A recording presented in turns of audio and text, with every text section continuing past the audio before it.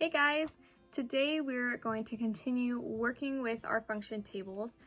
This time we're going to take the table that we already know how to complete for a function and we are going to graph it. That way we can see what it looks like.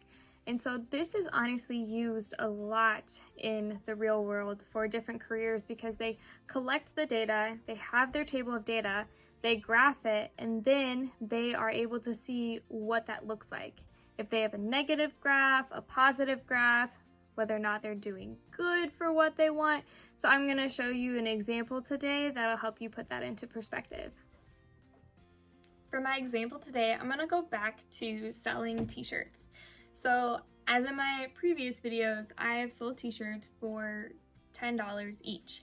This table shows that one t-shirt costs $10, two t-shirts cost $20, three would cost $30, and four would cost $40.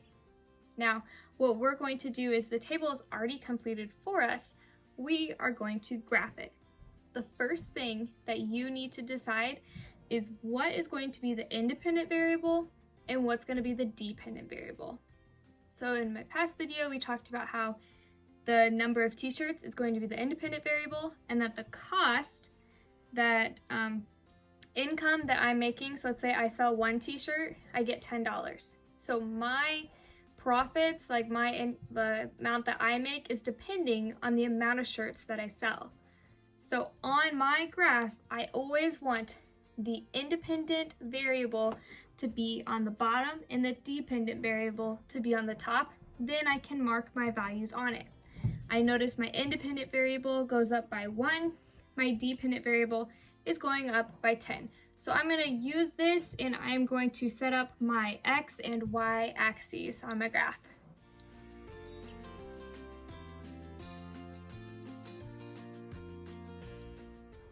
My graph is all ready to go. I have the number of t-shirts I'm selling on the bottom, and then I said 1, 2, 3, 4 are going to be my markers. The cost, I just did a dollar sign. You can write words if you need to, and then I counted by tens, 10, 20, 30, and 40 for my markers on my y-axis. So now I'm going to plot my table on this graph.